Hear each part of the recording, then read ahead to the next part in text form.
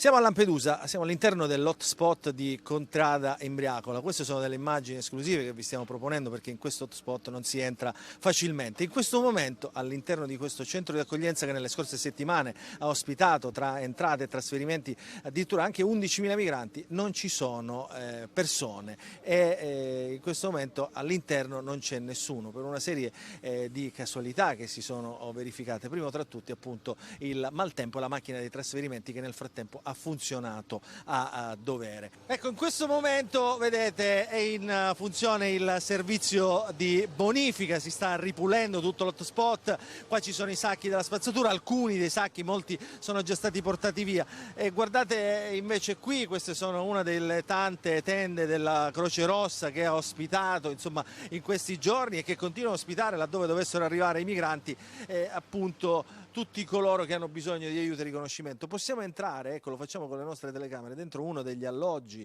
che in questi giorni ha ospitato i migranti proprio qui al centro di accoglienza. Vedete, questi sono dei letti che all'occorrenza possono diventare addirittura a 3 livelli, quindi insomma la capienza di 800 persone che diciamo normalmente possono essere come dire, ospitate in questo centro possono diventare fino a 2.400 persone in varie situazioni. Certo è che in qualche modo c'è una grande sofferenza quando ovviamente questi numeri aumentano e diventano molto più alti, così come abbiamo detto sono arrivati in alcuni casi proprio nelle scorse settimane anche a 11.000 persone tra entrate e trasferimenti.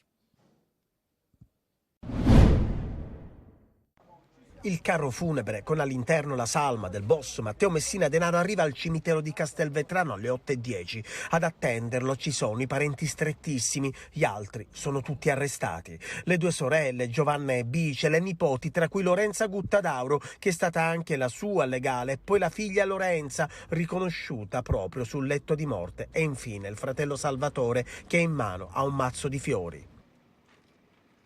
L'ultimo viaggio del padrino, il carro funebre, partito ieri sera dall'obitorio dell'Aquila, ha viaggiato per tutta la notte attraversando l'Italia. Al cimitero arriva da strade laterali, lontano dal centro città. La tumulazione nella cappella di famiglia è durata circa mezz'ora. Alle 9 di mattina i parenti che hanno assistito all'interno del cimitero, blindatissimo per l'occasione, erano già andati via. Nessun funerale, nessun prete, una fine anonima per il boss che ha seminato morte e distruzione. Messina Denaro, tra l'altro, nelle ultime settimane affetto da tumore al colon e dopo l'aggravarsi della malattia avrebbe anche rinunciato al cibo e avrebbe chiesto di essere soltanto idratato. Col tumore al colon avrebbe potuto ancora convivere, anche se non per tantissimo, e quasi certamente, ma lo certificherà l'autopsia che si è svolta in queste ore, a stroncarlo potrebbe essere stato proprio il deperimento determinato dalla denutrizione. Si chiude una pagina nera per la nostra isola, ma la partita non è affatto chiusa. Gli investigatori sono ancora al lavoro per individuare chi ha protetto il boss nei suoi 30 anni di latitanza. Messina Denaro, in questa tomba,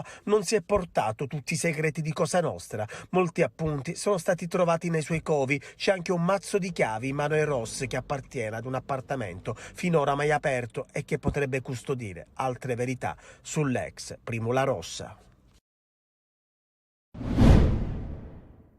Che ci sia un pezzo di Castelvetrano, di Campobello di Mazzara, di tanti luoghi del Trapanese, ma purtroppo non soltanto del Trapanese, che ancora non si rassegnano a certificare la fine della mafia, questa è cosa certa. Ne abbiamo avuto un esempio nelle chat quando tanti muovevano così con sentimenti di condoglianze nei confronti della famiglia. Non ha dubbi Felice Cavallaro, giornalista siciliano che conosce molto bene le dinamiche mafiose nei territori di Messina Denaro.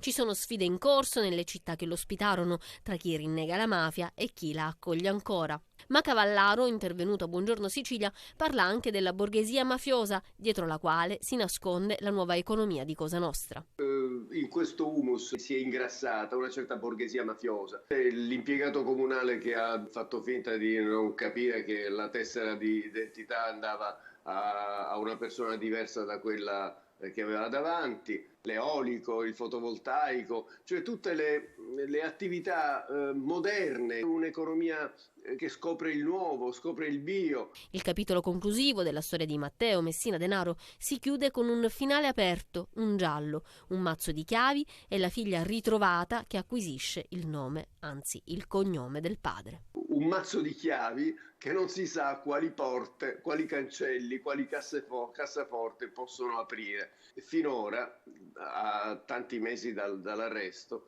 il tesoro non è stato trovato e temo che qualcuno cercherà di nasconderlo a lungo. In fondo anche la scelta che ha compiuto la figlia di Matteo Messina Denaro, Lorenza, che tutti avevamo pensato potesse diventare un modello, non per rinnegare il padre, ma almeno per indicare ai suoi coetanei la strada giusta, la strada dritta da percorrere e quindi non quella mafiosa.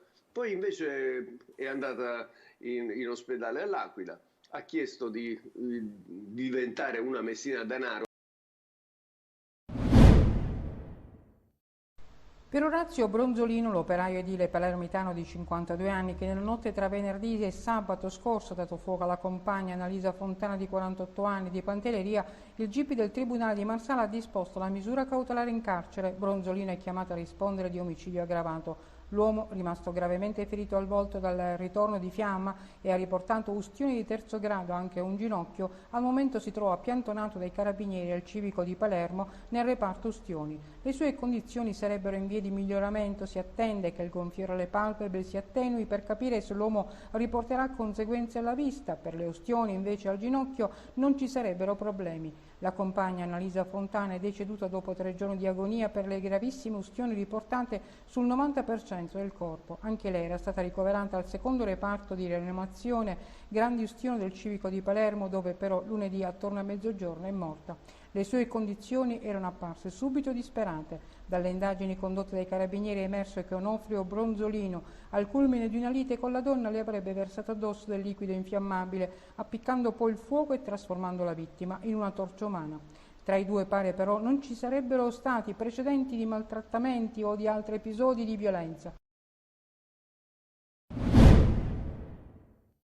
Per 16 anni la catanese Aurora non si è mai arresa. Una sindrome terribile, quella di Nager, che fin dalla nascita non le ha permesso di articolare la mandibola e aprire la bocca. Oggi un intervento eccezionale di chirurgia maxillo-facciale nell'ospedale San Marco di Catania le ha fatto cominciare una nuova vita di parole, sorrisi, cibi solidi e tutto quello a cui ha dovuto rinunciare nel corso degli anni. È una ragazzina meravigliosa, è una ragazzina di 16 anni che frequenta un liceo catanese, la famiglia catanese, una famiglia di genitori meravigliosi che l'accompagnarono quando la bimba aveva 2 anni e mezzo, 2 anni e pochi mesi a Bologna, dove io feci i primi interventi. Si tratta del primo caso in Sicilia di questo genere, sono 6 in tutta Italia, straordinariamente complicato, che ha richiesto mesi e mesi di studio preventivo affinché tutto andasse per il meglio. È una tipologia di intervento estremamente raro e per la rarità della sindrome di cui la ragazzina è affetta e perché le protesi che sono state applicate bilateralmente a questa ragazzina sono protesi che richiedono uno studio e una realizzazione estremamente complessa. E i genitori, mamma Chetti e papà Gaetano, sempre accanto a lei, continuano a sostenerla e a incoraggiarla. Da adesso il loro percorso prosegue con la certezza di non dover più allontanarsi per offrire le cure più giuste alla loro figlia e restare a Catania. Per me è anche una grande soddisfazione perché oggi al San Marco di Catania, sotto il profilo anestesiologico, rianimatorio, di personale, di tecnologia, di sala operatoria, possiamo, credo, essere molto contenti. Così.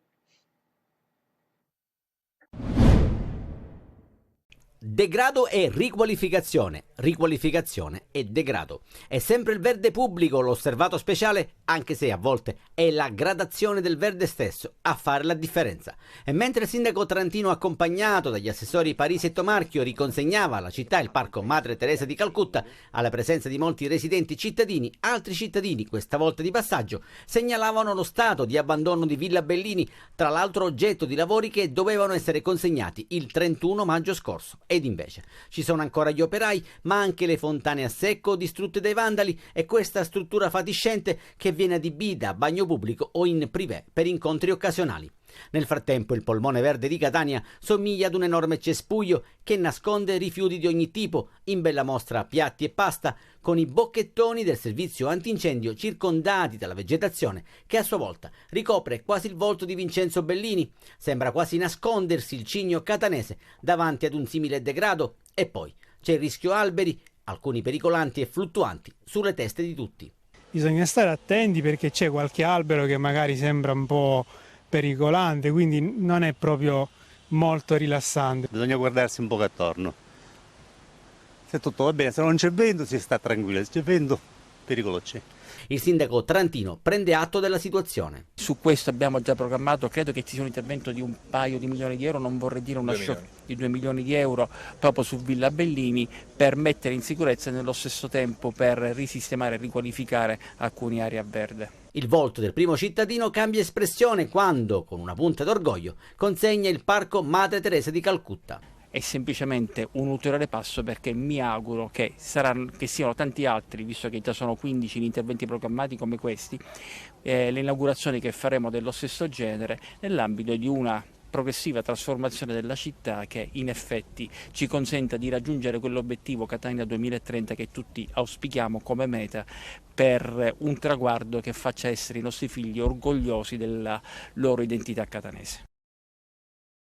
Una tripletta da 3 punti, Matteo Brunori si è sbloccato e l'ha fatto ieri sera al Penso contro il Venezia. I rosanero vincono ancora fuori casa, terzo successo esterno grazie ai 3 gol di Brunori. Un Palermo cinico, concreto, spietato, ha sofferto ma non è crollato dinanzi agli attacchi dei lagunari. Una prova di forza. La squadra di Corini l'ha sbloccata subito con il gol su rigore di Brunori dopo un fallo sugli Lund. C'è praticamente solo il Palermo per i primi 25 minuti di gioco e la prima vera chance dei padroni di casa arriva solo la mezz'ora con un colpo di testa di Kitiaer che si spegne sul lato di Pigliacelli. Il Venezia poi prende il sopravvento, attacca e trova il pareggio al tramonto del primo tempo, sempre con Poyampalo, 1-1.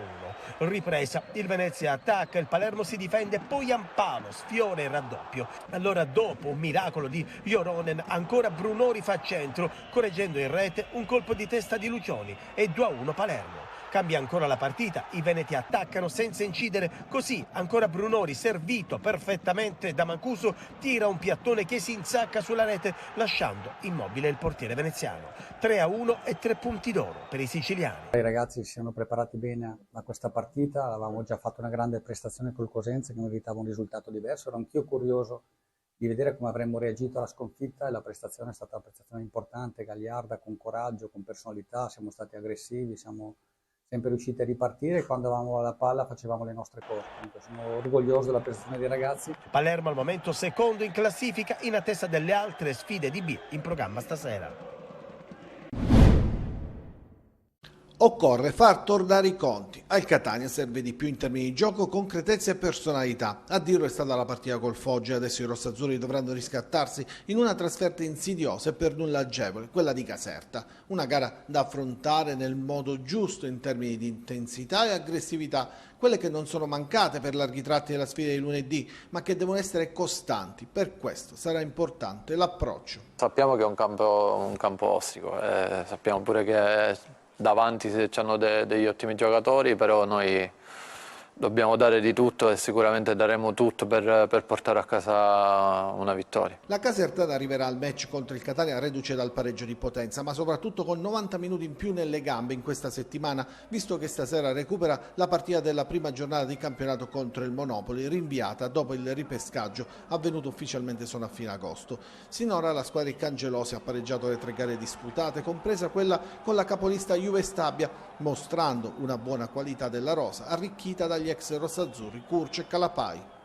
Il Messina si prepara ad un autentico tour de force nel mese di ottobre, 8 gare in 29 giorni. Si comincia domenica contro l'Avellino, quindi la gara di Coppa a Catania, ancora Sorrento, Casertano e Giuliano, gare ogni 3 giorni che diranno tanto sulle ambizioni della squadra imodica che domani a Santa Lucia del Mela disputerà un amichevole contro l'Igea Virtus.